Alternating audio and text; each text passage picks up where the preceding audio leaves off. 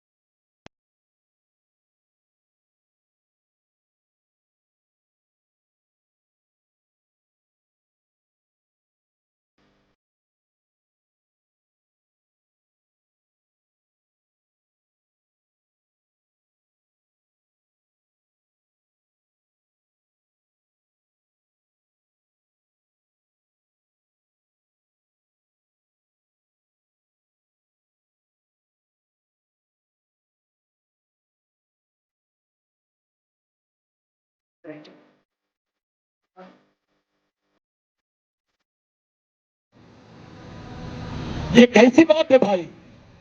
कोई अपने अधिकारों के बारे में, अपने हक के बारे में नहीं बात करना चाहिए। ऐसा तुम तय करने वाले होते कौन है? ये देश के संविधान का अनादर है। ये खुला ऐलान है कि हम संविधान को नहीं मानेंगे। जब बात भगवान राम की आती है तो संविधान का उल्लेख होता है, कोर्ट का उल्लेख होता है, और जब इस देश के आदिवासियों की बात आती है तो उस पर कोई कोर्ट की बात नहीं करता है। साथियों, मैं खुले मन से बात कर रहा हूं ये कि इस देश में भगवान पैदा नहीं हुआ था तब से आदिवासी रहते हैं। इस देश में भगवान से पहले रहने वाले आदमी का नाम है आदिवासी। ये एंथ्रोपोलॉजिकली प्रूव है, ये मानव शास्त्रीय तरीके से प्रूव है, ये सिद्ध हो गया है और सब जानते हैं कि इस देश का ओरिजिनल मालिक कौन है। अब सवाल इस बात का है कि आप लोगों के बीच में, समाज में हर 2 घर के बाद में एक सफेद कपड़े वाला नेता मिलता है।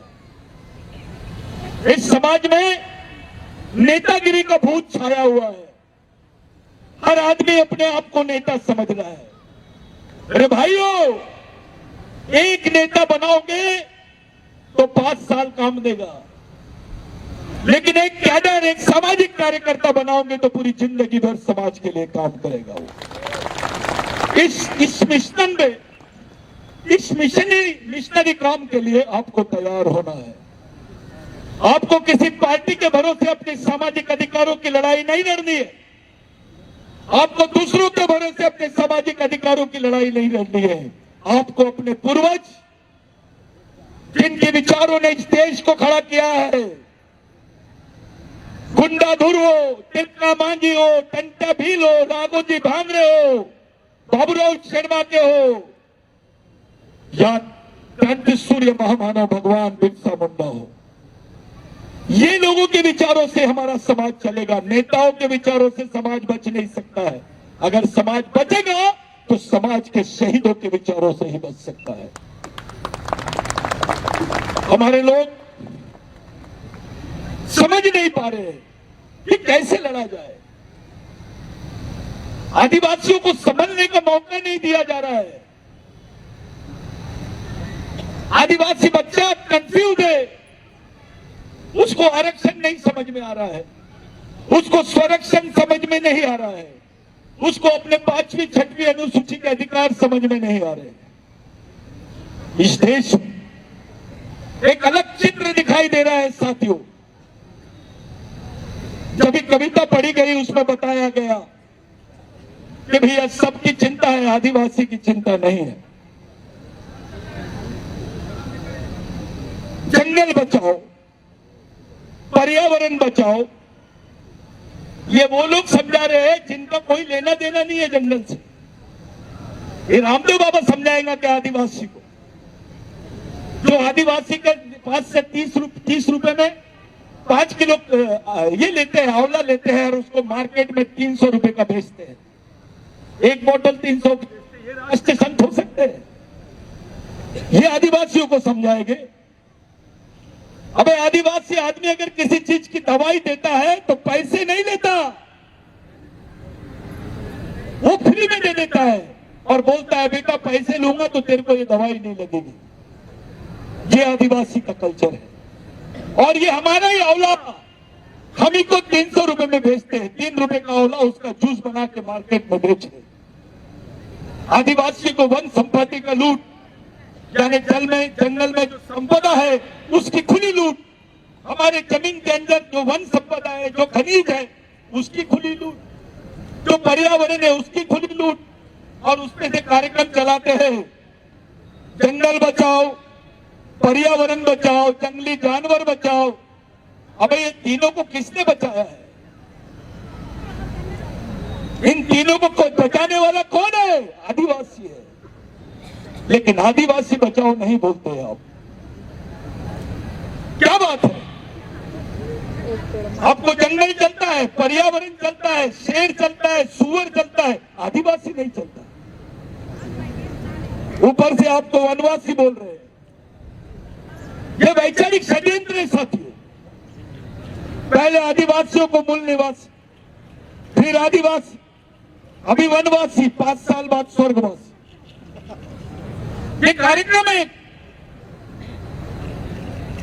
आपकी पहचान को, आपके अस्तित्व को ये नकारा जा रहा है। हमारी आने वाली पीढ़ी जिंदा कैसे रहेगी? छत्तीसगढ़ के, मैं आपको स्पेशली पूरे समाज की पंचायत में बोल रहा हूं साथियों, मैं एक भी बात झूठ नहीं बोल रहा हूं। मैं अपने पूर्वजों की कसम खा के बोल रहा हूं कि जो मैं बोल रहा हूं वो समाज के सामने एक बयान नहीं, सच्चाई है। अपने लोग पूरे छत्तीसगढ़ में हर 3 घर के बाद में आदिवासी परिवार जो है मजदूर है। हर 3 परिवार के बाद में एक आदिवासी परिवार मजदूर है। यानी छत्तीसगढ़ में 25 से 50% आदिवासी जो है वो मजदूरी का काम करते हैं। वो नागपुर आते, बड़े बड़े शहरों में जाते हैं, बेचारे गड्ढा खोदने का काम करते हैं। अब तो गड्ढा खोदने की भी मशीन निकल गई है। तुमको वो भी काम नहीं मिलेगा, तुम जिंदा कैसे रहोगे? इस देश में लैट्रिन साफ करने का काम भी सरकारी काम का हिस्सा है, लेकिन गड्ढा खोदने का काम सरकारी काम का हिस्सा नहीं बना। इसकी कोई पोस्ट ही नहीं। आपको वो काम भी नहीं मिलेगा। आपके बच्चे को आरक्षण खत्म, प्राइवेटाइजेशन हो रहा है। हमारी अगली आने वाली पीढ़ी को जिंदा रखने के लिए हम क्या बात करेंगे? कौन सी मांग को लेकर लड़ेंगे आप? आपके बच्चों को जिंदा कैसे रखोगे, इस पर बात करो। एक तरफ सरकार बोलती है इस देश में आदिवासी नहीं रहते, दूसरी तरफ आपके आरक्षण के साधन बंद, नौकरियां बंद। आपका बच्चा करेगा क्या पढ़ लिख के? इसके बारे में नेताओं ने बताना चाहिए। मेरे को ये फिक्र नहीं है कि हमारी जमीन जा रही है, हमारी जमीन छीन रहे हैं। ये तो चालू है क्योंकि सत्ता उनके पास है। वो सत्ता का कैरेक्टर होता है। उनकी मनमर्जी से वो लोग पूरे कॉर्पोरेट को आदिवासियों की जमीन बेच सकते और बेचना चालू है। लेकिन सवाल ये है, ये आदिवासी समाज कैसे बचेगा? मैं इस पर बात करने आया हूं कि हमारा जो समाज है ये कैसे बचेगा, किस तरीके से बचेगा, इस पर चर्चा कब करोगे तुम? साथियों, बस्तर एक इतिहास का पन्ना बन जाएगा। यहाँ जितने पढ़े लिखे लोग हैं, समझदार लोग हैं, अगर आप बस्तर को इतिहास बनने देना नहीं चाहते हो तो आज से समाज के लिए काम करो। अरे तुम्हारी पहचान है, तुम्हारी पहचान के साथ तुम्हारा अस्तित्व है। जल जमीन जंगल पे तुम्हारे अधिकार है। किसके भरोसे? कौन से भगवान ने दिया? अगर बस्तर में गुंडाधुर का आंदोलन नहीं होता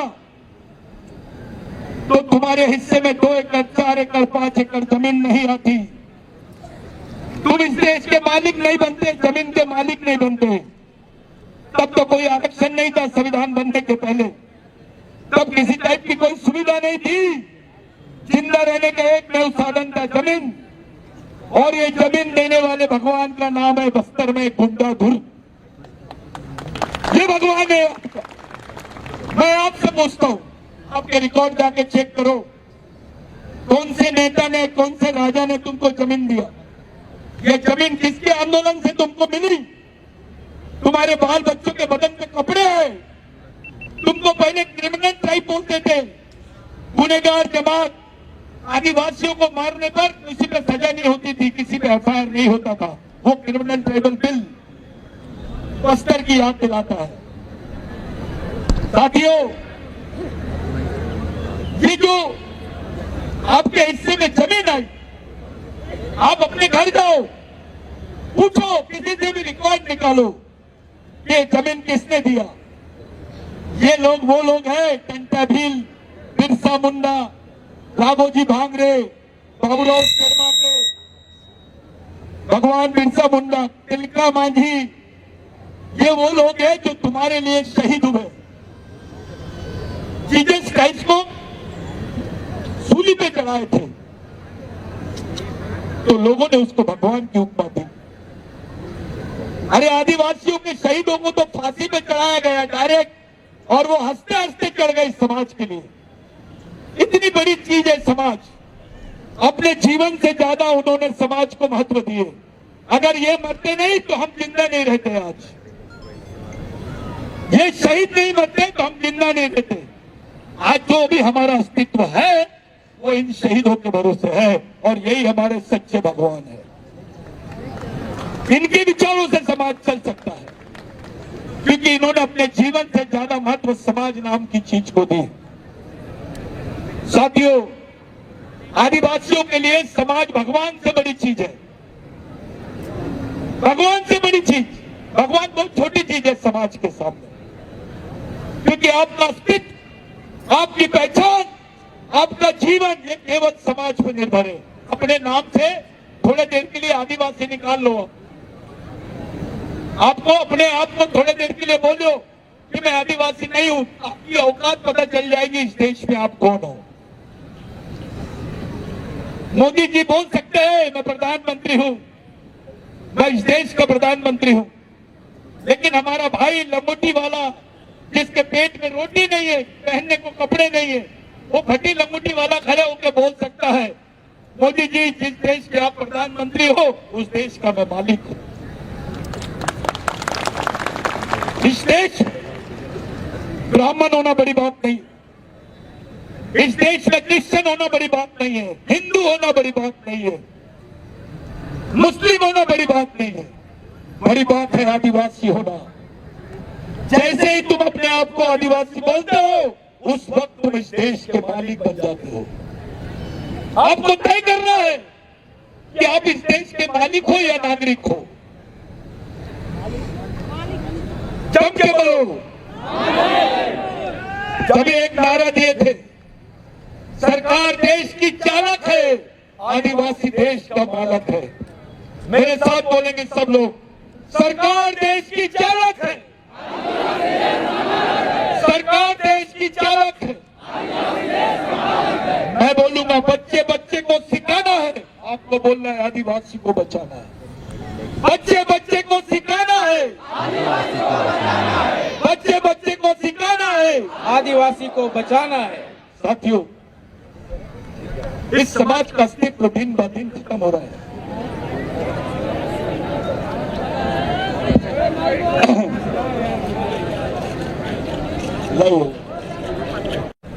थोड़ा पेन, ये झंडे पे क्या लिखा है? थोड़ा पेन। अब कुछ लोग बताते हैं फड़ा पेन यानी महादेव, कुछ लोग बताते बड़ा देव। हिंदी में ये आदिवासियों को बेवकूफ बनाने की थ्योरी चल रही है। फड़ा यानी बड़ी, और पेन यानी सिर्फ पेन, देव नहीं। पेन शब्द भगवान से भी बड़ा शब्द है। मैंने पहले ही बोला, भगवान पैदा नहीं हुए थे तब से आदिवासी रहता है। और ये जो पेन शब्द है, ये देव का समानार्थी शब्द नहीं है। पूरे विश्व के लोगों को हम लोगों ने ऑक्सफोर्ड यूनिवर्सिटी में इसको थेसिस के रूप में भेजे है कि पेन नाम की संकल्पना भगवान से भी परे है, ऊपर है। अब लोग सोचने लग गए हैं कि भगवान से बड़ा कौन है। ये चर्चा का विषय बन गया है। पेन जो शब्द है, ये भगवान शब्द नहीं है, ये उससे बड़ा शब्द है। इसलिए जो फड़ा पेन बोलते हैं वो बड़ी पेन है, बड़ी पेन, देव नहीं। आपको जो मिला है, जो कुछ आदिवासियों में है, वो है सबसे पहले संस्कृति, दूसरा उसकी पहचान और तीसरा उसके अधिकार। आपके पारंपरिक अधिकार इस देश में है, आपकी अलग पहचान इस देश में है। दुनिया के जितने भी धर्म है उसके निर्माता पुरुष है, लेकिन आदिवासी संस्कृति की निर्माता महिला है। इसलिए फड़ा पेन लिखे है। चाहे इस्लाम ले लो, हिंदू धर्म ले लो, क्रिश्चियन धर्म ले लो या सिख धर्म ले लो, इसके निर्माता पुरुष है, लेकिन आदिवासी संस्कृति की निर्माता महिला है। इस देश में आज आप जिसको नया बोलते ना, नवा, आपने बोला नवा, मोहनजोदड़ो हड़प्पा में इसको नाइला बोलते। क्या बोलते? बतीन तुड़म नाइला, गोंडीते नाइले का मतलब बतियान था। नाइला का मतलब क्या होता है? नाइला यानी उत्पादन करने वाली, उत्पादन करने वाली। कोया तोड़ यानी कृषि पूर्व समाज। जब कृषि नहीं थी तब भी आदिवासियों का अस्तित्व था, उसको कोया बोलते हैं। जो कोई तुर है, कोय है, उसका उल्लेख आज भी आपको ऋग्वेद में मिलेगा, यजुर्वेद में मिलेगा। इसका उल्लेख वेदों में भी आया है। पहले हमको असुर बोलते थे। 1700 साल पहले गोंड नाम का शब्द आया। तुम्हारा प्रधान नाम का, भील नाम का, हलवा नाम का, और जितने आदिवासी है, ये 1700 साल हुए जब हम पे आक्रमण हुआ तब से।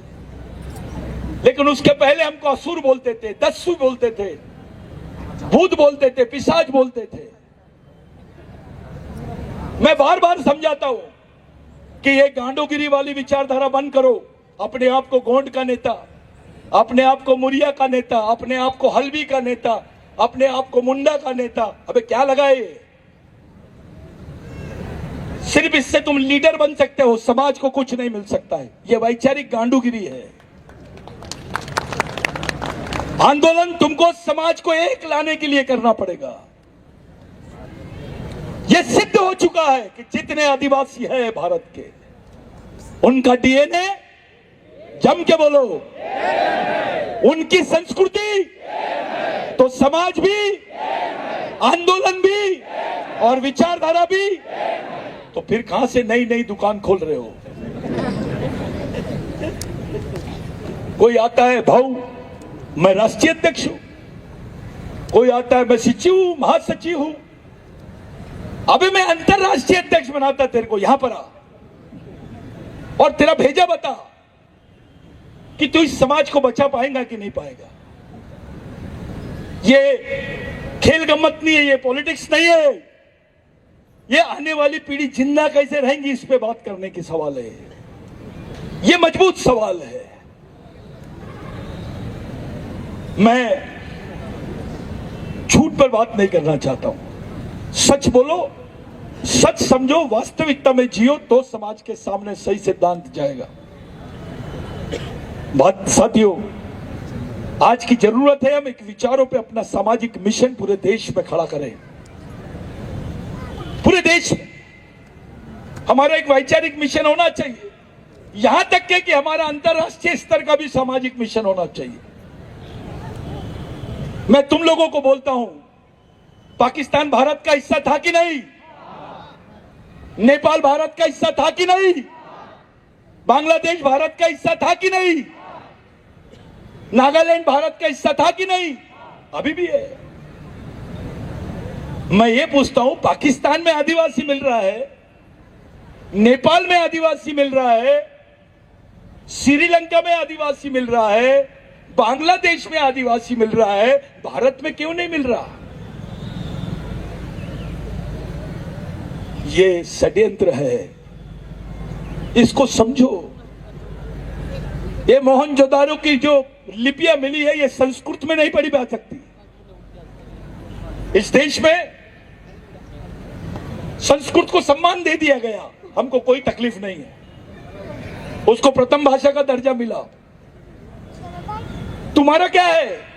तुम्हारी बोली भाषा जो संस्कृत आया नहीं था, उसके पहले से इस देश में है, उसको कौन सी भाषा का दर्जा देंगे आप?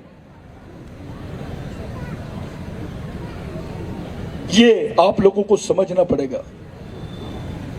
हर आदमी का एक अलग मकाम, अपने आप को श्रेष्ठ दिखाने के चक्कर में इस देश में सब लोग अपने अपने तरीके से वंशवाद की विचारधारा को फैला रहे हैं। आदिवासियों के सामने प्रश्न यह है कि वो अपनी संस्कृति को कैसे बचाए। आदिवासी के सामने प्रश्न यह है अपने अधिकारों को कैसे बचाए, अपने आप को कैसे बचाए, अपने आने वाली पीढ़ी को कैसे बचाए। मणिपुर ने साबित कर दिया कि इस देश का दृष्टिकोण आदिवासियों की तरफ देखने का क्या है। महिला राज्यपाल थी मणिपुर की, महिला राष्ट्रपति है देश की, और आदिवासी महिला को खुलेआम दंगा घुमाया जा रहा है। उसको भरे चौक पे गोली मार दी। कौन से समाज के साथ में हुआ ऐसा? अचानक आदिवासियों के साथ में कैसा हुआ है? इस पर भी चर्चा करो। इस देश के कॉरपोरेट्स, इस देश के पूंजीपति लोग, उसमें आदिवासी भी शामिल है, ये उनकी दलाली कर रहे हैं। नेता का पहला नंबर लगता है। तुमको दिमाग में ऐसा मत सोचना छत्तीसगढ़ आदिवासी राज्य है तो होना चाहिए। नागपुर से दिल्ली जाने वाली यानी ट्रेन का नाम गोंडवाना एक्सप्रेस रख दिए तो गोंड फ्री में जाएगा क्या? ये चॉकलेट दे रहे हैं आपको। हमको आदिवासी राज्य नहीं होना, आदिवासियों का राज्य होना, इसमें बहुत फर्क है। आपका नाम का कोई बात कर लिए, छत्तीसगढ़ आदिवासियों का है, सब बोलते हैं आदिवासी राज्य है। यहां पे सबसे दयनीय हालत आदिवासियों की है। बेचारे 8 महीना घर में नहीं रहते हो, उनके बाल बच्चे क्या पढ़ते होंगे दूसरे प्रदेश में जाकर। वो जाते हैं, उनके साथ क्या क्या अन्याय होता है आपको मालूम है? हमारी मां बहनों के साथ रेप होता है, ठेकेदार लोग रेप करते हैं, उनको मजदूरी नहीं मिलती है, उनका खाना भी पेट भर के नहीं खा सकते तो शाम में मंदिर के सामने भीख मांगते हुए दिखाई देते हैं। मजदूरी करने पर भी उसका पेट नहीं भर रहा और इतने मजबूर हो गए कि भीख मांगने के लिए तैयार है अपने बाल बच्चों का पेट पालने के लिए। कौन से समाज की ऐसी अवस्था है भाई? कौन से समाज की? डॉक्टर बोलता है सबसे ज्यादा आदिवासी मर रहे हैं। जितने कुपोषित क्षेत्र है जहां खाने को नहीं मिलता है, वहां ये लोग ब्लड बैंक के कैंप्स लगाते हैं, जिसको रक्तदान शिविर।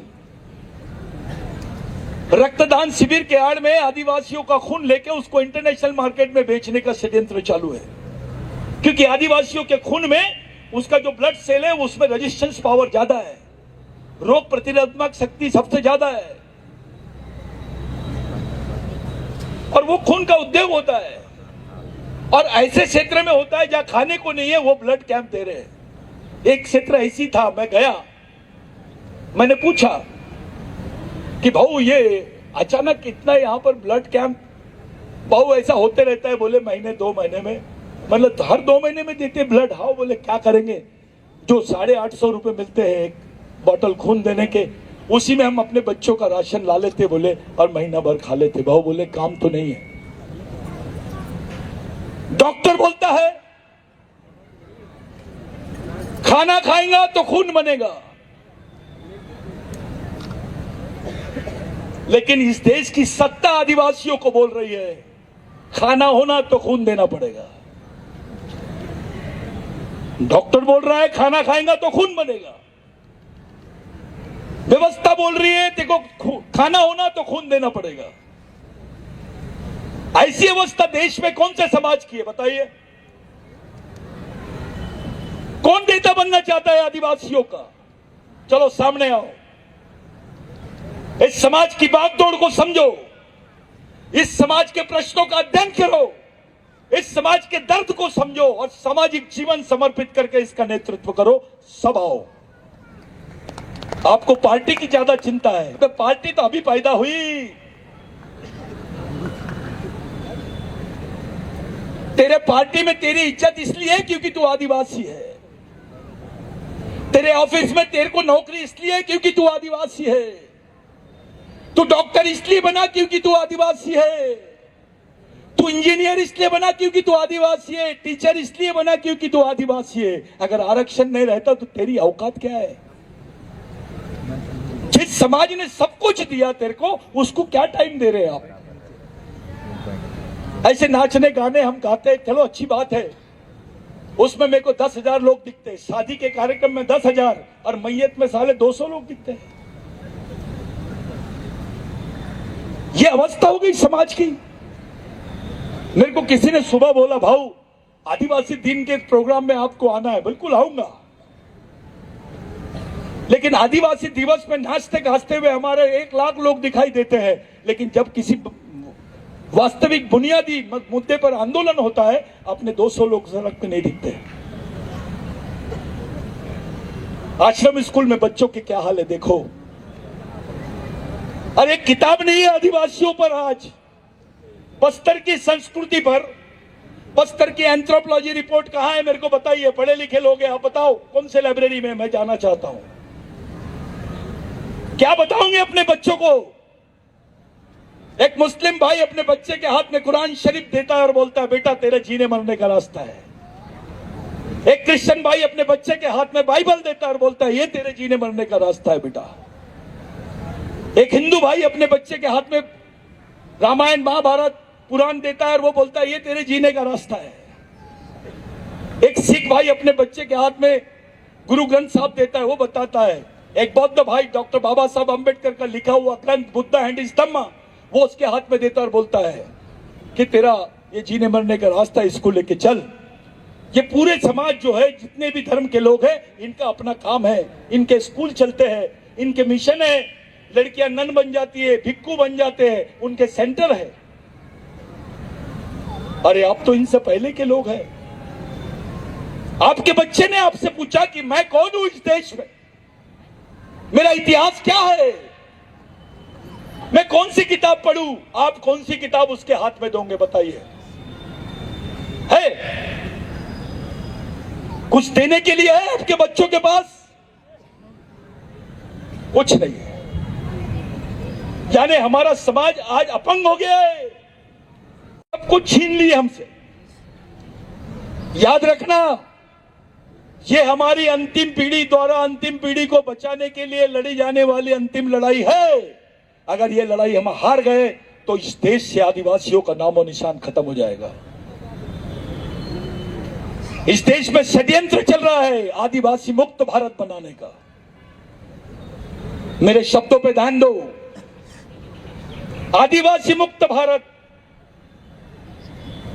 इनको प्रकल्प चाहिए तो आदिवासी की जमीन होना, रेलवे बनाना है तो आदिवासी की जमीन होना, माइनिंग करना है तो आदिवासी की जमीन होना, तुमको फॉरेस्ट के वो बनाना है, रिजोर्ट्स और वो सब संग्रहालय बनाना है तो आदिवासी की जमीन होना। भाई तो दूसरों के पास जमीन नहीं है क्या? अदानी से लेना, अंबानी से मांगना। उनके पास जमीन इसलिए नहीं है कि अदानी और अंबानी इस देश के मालिक नहीं है, अपन है। ये जमीन हमारी मां है। हमारे पूर्वजों ने इस जमीन में उनका खून सिंचा हुआ है। ये बस्तर कोई आज का नहीं है। ये मोहनजोदारो हड़प्पा से जब हमको भगाया गया तब से आए 2000 साल के पहले का भी इतिहास बस्तर में मिलता है। There is a human life before 2000 years in Bastar.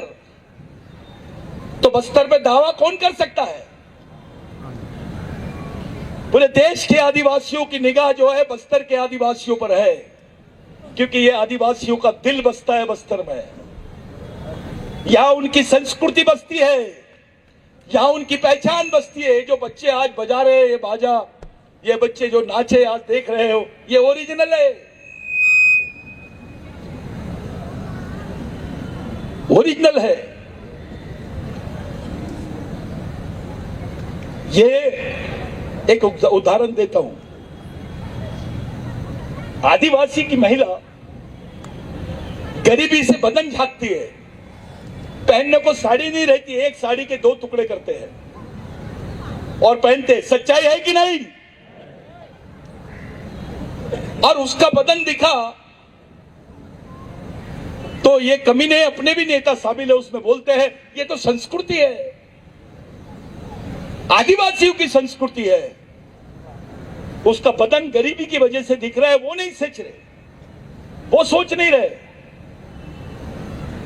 वो मजबूर है, उसके पास कपड़े नहीं है, ये नहीं सोच रहे, और उसको संस्कृति बोलते हैं। और माधुरी दीक्षित अगर बदन दिखाए तो उसको सभ्यता बोलते हैं। वाह! शाहरुख खान के पैर में दर्द होता है, आमिर खान के पेट में दर्द होता है, संजय दत्त के सर में दर्द होता है तो पेपर में आ जाता है। आदिवासियों की गर्दन भी काटी जाती है तो पेपर में नहीं आता है। आदिवासियों को रातों रात गांव से हटा दिया जाता है तो पेपर में नहीं आता है। यह वास्तविकता है साथियों। मैं यहां बोल रहा हूं, कुछ लोगों ने मेरे को बोले सतीश भाऊ आप जा रहे हो, खुले बोलोगे, सब लोग देखेंगे। मैंने बोला मैं मरने को नहीं डरता।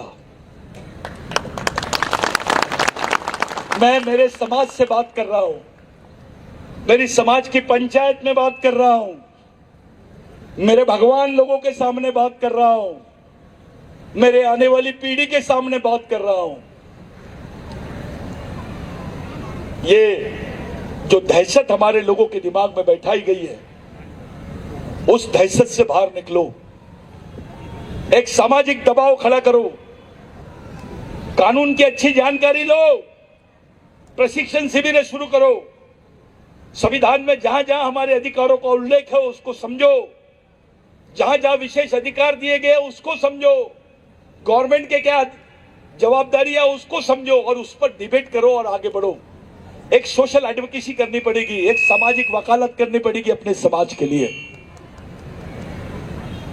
साथियों, यह मिशन जो है बिरसा ब्रिगेड का, यह पूरे देश में चल रहा है। पूरे देश में अलग अलग राज्यों में, देश के 18 राज्यों में इसका काम शुरू हुआ है और देश के 2000 जनजातियां इससे जुड़े हुए हैं। और मैं इसका समर्थक नहीं हूं कि मैं गोंड के बारे में बात करूं, प्रधान के बारे में बात करूं, हलवा के बारे में बात करूं, नहीं। समाज यानी पूरा समाज।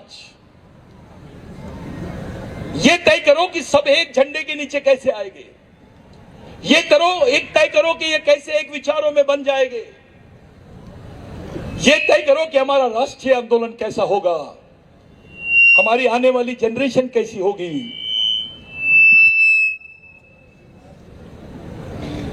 ये तय करने का समय है साथियों।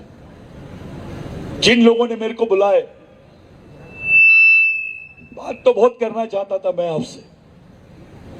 मेरे को ऐसा लगा था कि ये कार्यक्रम अगर 12 बजे 1 बजे शुरू होता तो मैं 4 घंटे तक बोलता। मेरे को जाने की तैयारी करना है और अब सुनने के लिए मत तैयार रहो, समझने के लिए तैयार रहो और करने के लिए तैयार हो जाओ। बिरसा मुंडा ने बोला था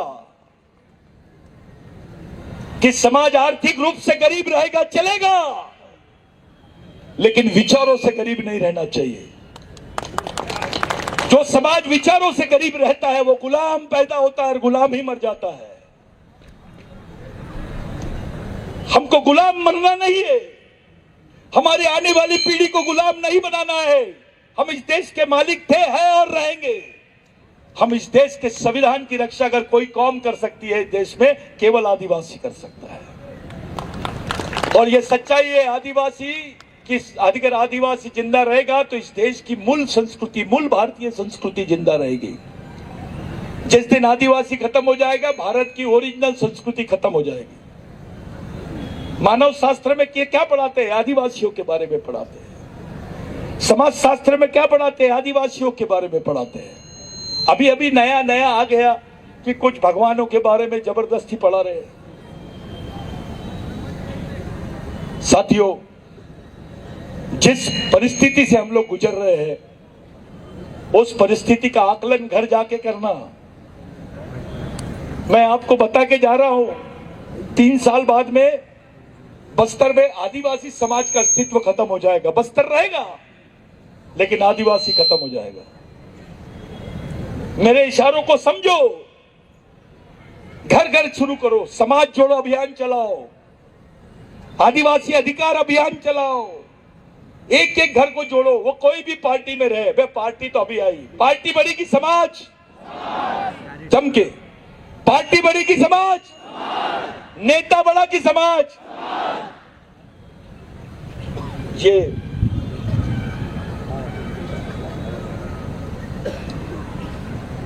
न, मैं हली जाऊंगा अभी थोड़ी देर में। तो ये जो बात है, समाज सर्वश्रेष्ठ है। टंटा भील मरते वक्त बोले, उनको पूछे तेरी आखिरी आरज़ू क्या है, तो बोले मैं अपने भगवानों को देखना चाहता हूं। तो अंग्रेज आए, उसके पास में रामायण महाभारत सब रख दिए। टंटा भील बोला मैं इसकी बात नहीं कर रहा हूं, जिनके लिए मैंने अपना पूरा जीवन दिया है, मैं उन भगवानों को देखना चाहता हूं। लाखों की जनसंख्या थी जबलपुर जेल में, और टंटा भील की परिवार के लोगों को खड़ा किए। 19 साल तक के अपने परिवार को देखा नहीं था उसने। 19 साल तक के इतने लंबे समय तक अंग्रेज, जमींदार और उच्च वर्णियों के खिलाफ में संयुक्त लड़ाई लड़ा। यहाँ के उच्च वर्णियों ने हमेशा आदिवासियों के खिलाफ में षड्यंत्र रचे, अंग्रेजों का साथ दिया। यह इतिहास है। आदिवासियों को अकेले किए, यहाँ के छोटी जाति के लोगों को अकेले कर डाले, और वो हमको बता रहे राष्ट्र क्या होता है। वे आदिवासी को मत बताओ। इस देश की 70% लड़ाई आदिवासियों ने लड़ी है, 70%। इसके प्रमाण है। वैसे देखा जाए तो हर परिवार को स्वतंत्र सेनानी का सर्टिफिकेट मिलना चाहिए। हमारे लोग तबाह हो गए, हमको स्वतंत्र सेनानी का सर्टिफिकेट नहीं मिला, लेकिन जिन्होंने उंगली भी नहीं कटाए उनको स्वतंत्र सेनानी की सर्टिफिकेट दी गई।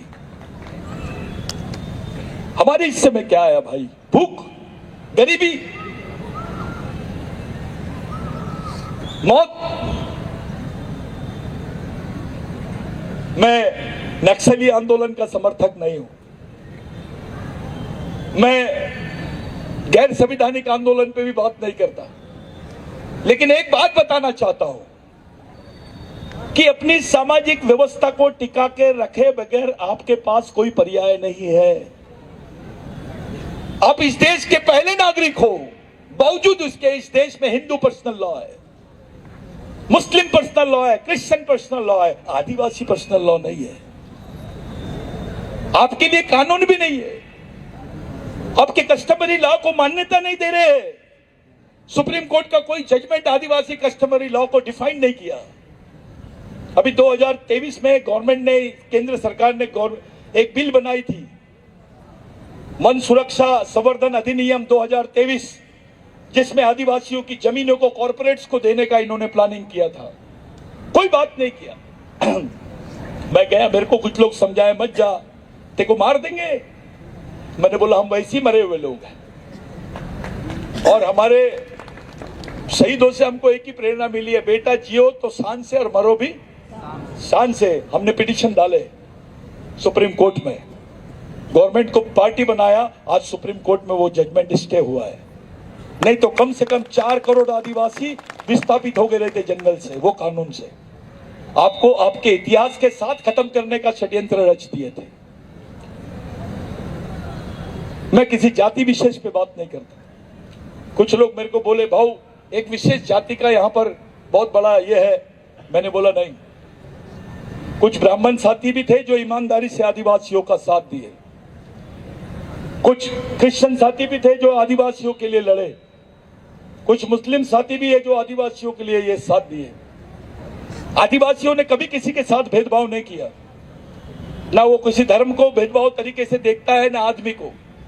हमारे घरों में कोई जात नाम की और भेदभाव नाम की कोई व्यवस्था नहीं है। हमारा बड़ा पेन, हमारी फड़ा पेन ही बहुत खतरनाक है। हम आदिवासी संस्कृति को मानते हैं। हमारे यहाँ माँ का स्थान भगवान से बड़ा है। हम यहाँ के पेड़ पौधे पार सब लोगों को पूछते हैं, इनको मान्यता देते हैं, इनका सबसे ज्यादा आदर करते हैं। और जो हमारा पेन है वो भगवान से पहले का पेन है, जिस पर बात करना अभी उचित नहीं है। किसी दिन कैडर में बैठेंगे। मेरे लिए पूरे बच्चों का, लड़कियों से विनती है, जो लड़कियां फेल हो गई है, 10वीं 12वीं छोड़ दिए, उन्होंने कुछ हुनर सीखो, अपना पेट पालो। पहले इस लायक बन जाओ कि खुद का पेट पाल सको, फिर शादी करना। लड़कों ने भी कर लेने का वही काम, पहले अपना जिंदा रहने का साधन ढूंढो। और कोई लड़का कोई लड़की, सब लोग समान रह के एक दूसरे के भाई दोस्त जैसे रहो। अपने आदमी को अपन सम्मान नहीं देंगे तो कौन देगा? आदिवासी सुनने के बाद सामने वाले का दिमाग काम करना बंद कर देना चाहिए। वो इंप्रेशन आदिवासियों का होना चाहिए। आप लोग इतने देर से बैठे हैं, मेरा तो काम ही है बोलना। मैं इसी काम के लिए आपके बीच में आया साथियों। मेरा उद्देश्य आपको आपके सामाजिक जीवन की तरफ ले जाना था। बिरसा मुंडा ने क्या किया था? कृष्ण धर्म लिया, उसको भी छोड़ा। वैष्णवी धर्म लिया यानी हिंदू धर्म लिया, उसको भी छोड़ा। और आखिरी में बोला, गुलामों का कोई धर्म नहीं होता, गुलामों का एक ही धर्म होता है, संघर्ष संघर्ष और संघर्ष। ये बिरसा मुंडा ने बोला। जब उसको मार रहे थे, उसकी 2 स्टोरी है बिरसा मुंडा की मौत की। एक स्टोरी ऐसी है कि उसको फांसी दे दिए, पॉइजन दे दिए। और दूसरी स्टोरी ऐसी है कि रात भर जैसे बकरा काटते, उसके बाद उसकी चमड़ी निकालते हैं, वो चमड़ी निकाली गई रात भर और खून निकलते रहा। और उससे एक सिग्नेचर करवा रहे थे कि बोल, तू इस देश का आदिवासी नहीं है, तू यहां का मूल मालिक नहीं है। बिरसा मुंडा रात भर तड़पते रहा। आखिरी सांस तक बिरसा मुंडा के एक ही शब्द थे, मैं आदिवासी था, आदिवासी हूं और आदिवासी ही मेरे खून का कतरा कतरा मेरे समाज की युवा पीढ़ी में जान फूकेगा। वो अपने अस्तित्व की लड़ाई लड़ेंगे, वो अपनी मालकियत की लड़ाई लड़ेंगे, वो अपने मानवता की लड़ाई लड़ेंगे, अपनी संस्कृति समाज और सभ्यता को जिंदा रखेंगे, देश को जिंदा रखेंगे।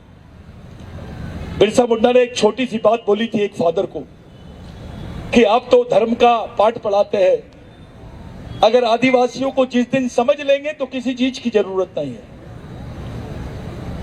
आदिवासी एक ऐसी संस्कृति है कि किसी भी धर्म का आदमी उसमें खुशी रहेगा, क्योंकि उसमें भेदभाव नहीं है। विश्व में सबसे बड़ी आज ताकत अगर कोई है, साइंटिफिक ताकत, वो आदिवासी संस्कृति है। ग्लोबल वार्मिंग में यूनाइटेड नेशंस में भी बोलने लग गए लोग, साइंटिस्ट बोलने लग गए, अगर इस देश के, विश्व के पर्यावरण को, मानव जाति के जीवन को, प्राणियों के जीवन को अगर कोई चीज बचा सकती है तो वो आदिवासी संस्कृति है। साथियों, जाते जाते पढ़े लिखे लोगों के लिए एक इशारा करके जाता हूं। कुछ गलती होंगी तो माफ कर देना। आपका भाई हूं, आपका बच्चा हूं। मैं एक समाज की अदालत में बात कर रहा हूं, ये सोच के बोल के जा रहा हूं। इन लोगों ने पहले एक्सपेरिमेंट किया आर्टिकल 370 का कश्मीर, लेकिन इनकी नजर थी 71 और 72 पे। 371 और 300 किसके आर्टिकल है? ये 5वीं और 6वीं अनुसूची के आर्टिकल है। जो मणिपुर में हो रहा है, नॉर्थ ईस्ट में 7 सिस्टर्स बोलते हैं उसको, और जो बस्तर में हो रहा है, गढ़चिरौली, नंदुरबार, बाकी क्षेत्रों में नासिक, सह्याद्री बेल्ट, यहां जो हो रहा है ये 5वीं अनुसूची के क्षेत्र है। यहां पर भी वही जमीनी होना इनको।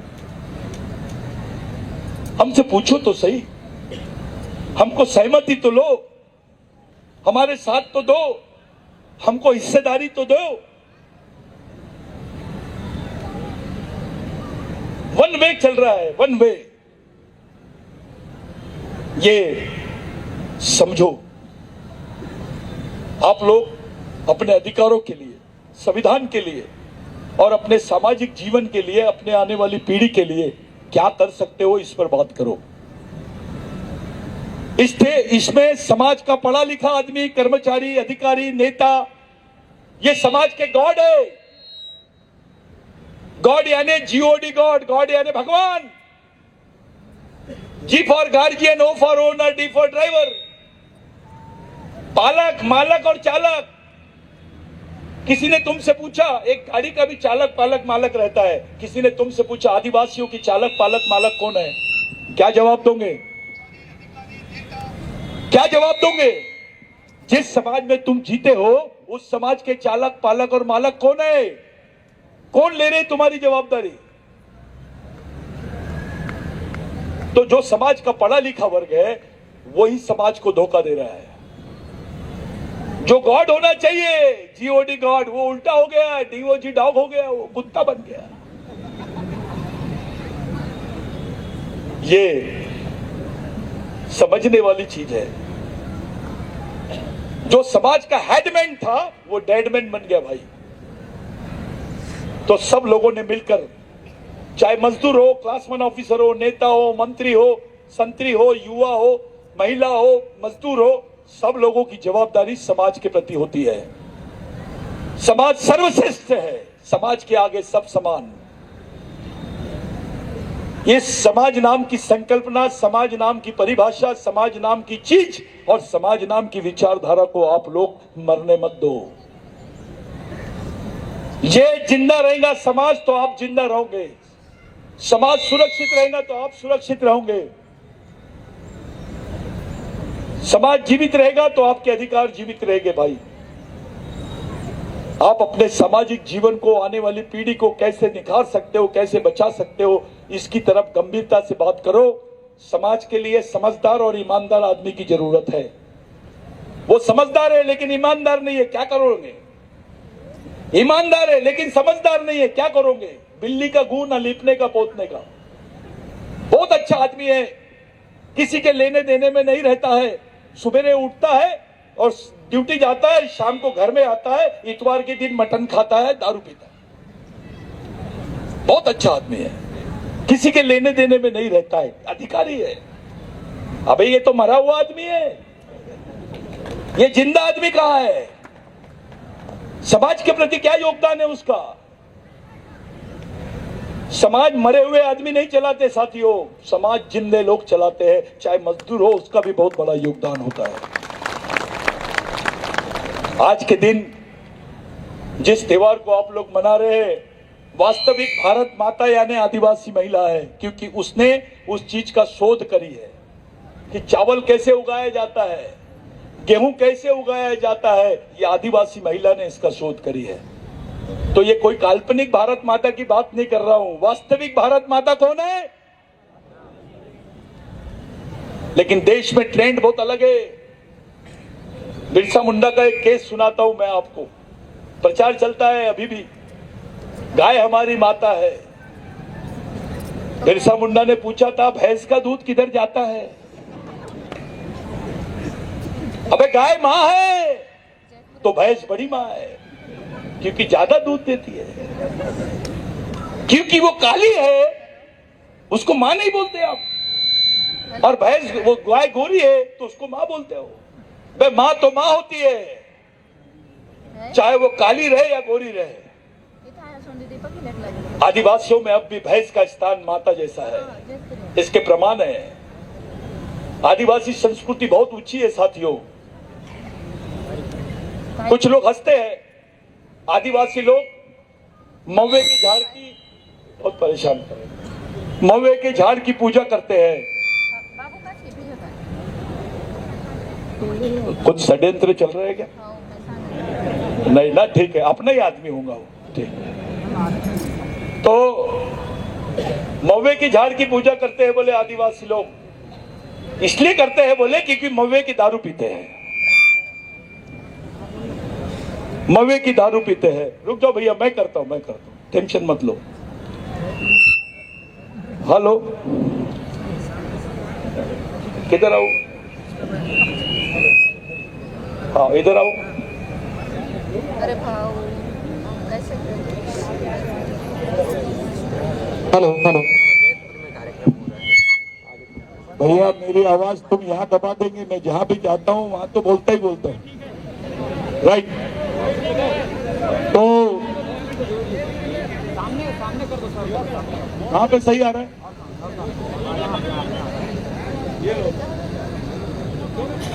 हेलो,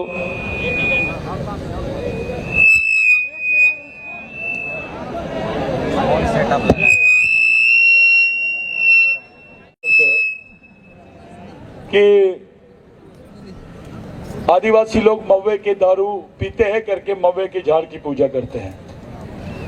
दादा, ऐसा बोलने वाले वो षड्यंत्रकारी हो सकते हैं, वो साइंटिफिक और जाओ आप, ठीक है? हाँ ठीक है, वो षड्यंत्रकारी हो सकते हैं साथियों। आदिवासी मव्वे के झाड़ की पूजा इसलिए करता है, जब चावल नहीं हुआ था, गेहूं नहीं हुआ था, जवार नहीं होती थी, तो मव्वे को गोंडी में इरुक बोलते हैं। इसकी रोटी बना के हम लोग खाते थे। ये हमारा पालन और पोषण किया करके आदिवासी आज भी उसको पूछता है, अपना पेन उस पे रखते हैं।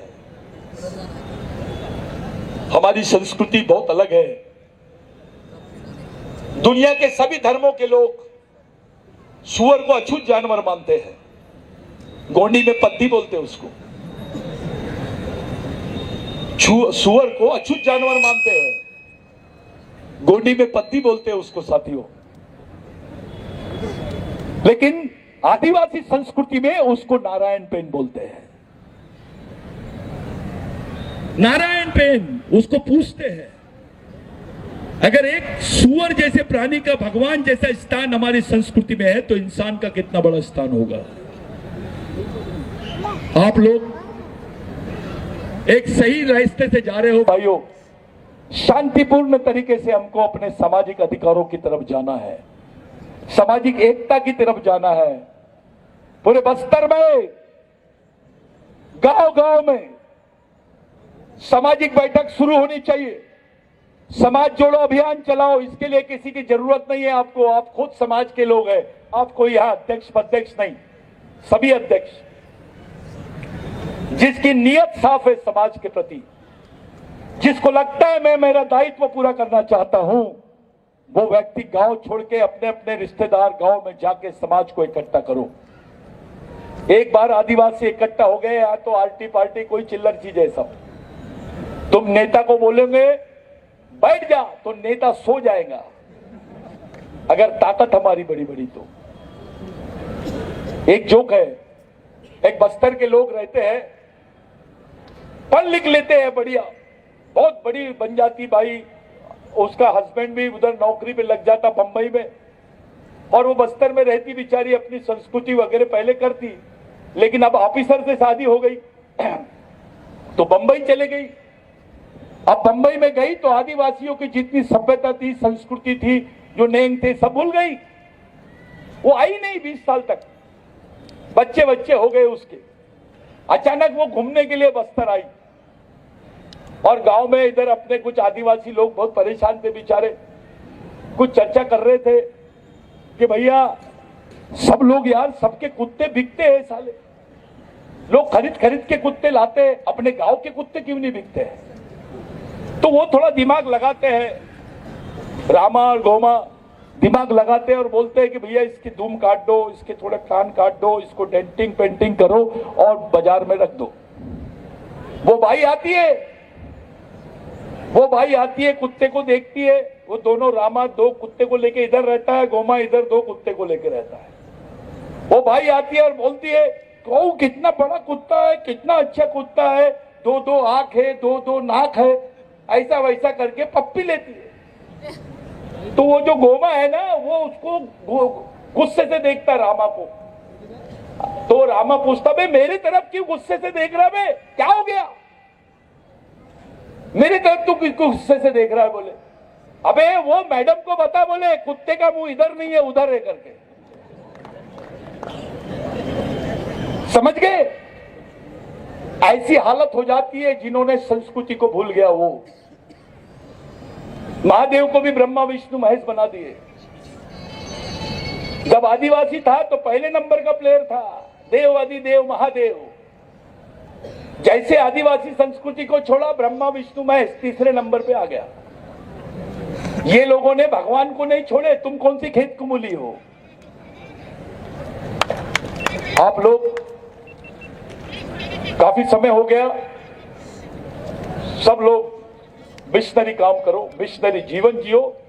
मेरा घर, मेरे बच्चे, मेरा समाज, मेरी मेहनत का कुछ पैसा समाज और सामाजिक मिशन के लिए दो। अपनी लड़ाई खुद लड़ो। दुख हमारा है तो लड़ाई भी, अगर लड़ाई हमारी है तो संगठन भी, संगठन हमारा है तो विचारधारा भी, तो उसके लिए त्याग भी। तो ये लड़ाई लड़ने की तैयारी कर दो। लेकिन लड़ाई का मतलब है तुम वैचारिक रूप से अपने समाज को पहले तैयार करो। हम लोग जीरो पर है। लोग बेवकूफ समझते हैं आदिवासियों को।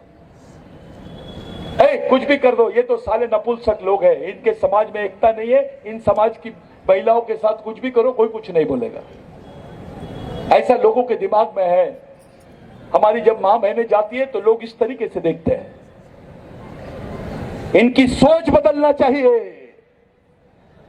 आदिवासी महिलाओं के पैर को ही देखना चाहिए, सर को नहीं देखना चाहिए। ऐसा माहौल बनाना है। अपनी मां बहन, अपनी संस्कृति, अपनी जल जमीन जंगल की रक्षा के लिए आपको जागरूक नागरिक बनना पड़ेगा भाई। यही मेरी आप लोगों से विनती है। किसी समय और मिलेंगे, मेरे को जाना है, आपके बीच में से जा रहा हूं।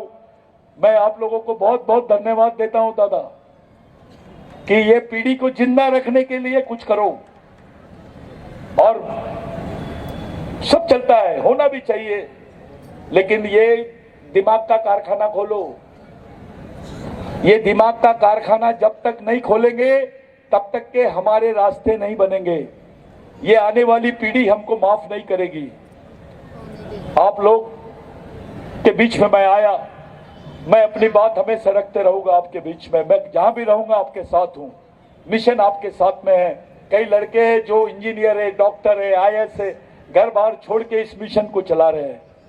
ये सभी लोग आप जो दिख रहे हैं मेरे साथ में भी, ये तमाम लोग पूरा जीवन त्याग करके काम कर रहे हैं। मैं आप लोगों से विनती करता हूं, आप लोग बहुत समझदार लोग हैं। आप लोग आदिवासियों के कैप्टन हैं, क्योंकि आप बस्तर में रहते हैं। तो आपके हाल महादेव जैसे मत करना, और कृपया करके समाज की सामाजिक स्थिति को समझो।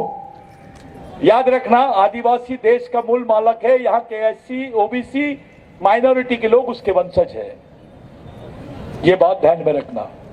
जिस दिन आदिवासी वनवासी हो जाएगा, यहाँ का SC, OBC माइनॉरिटी स्वर्गवासी हो जाएगा।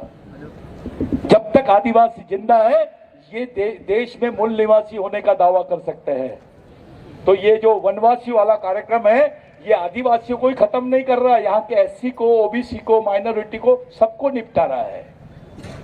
ये देश एक जगह आएगा तभी जब तुम्हारी विचारधारा शुद्ध रहेगी, शुद्ध राष्ट्रीय रहेगी, शुद्ध सांस्कृतिक रहेगी, शुद्ध सामाजिक रहेगी। आदिवासी इस देश का पहला नागरिक है, था और रहेगा। साथियों, ये देश आदिवासियों का था। इस देश में 29 राज्य है। 29 में से 16 राज्य आदिवासियों के हैं। कितने? यानी आधा भारत आज भी आदिवासी भारत है।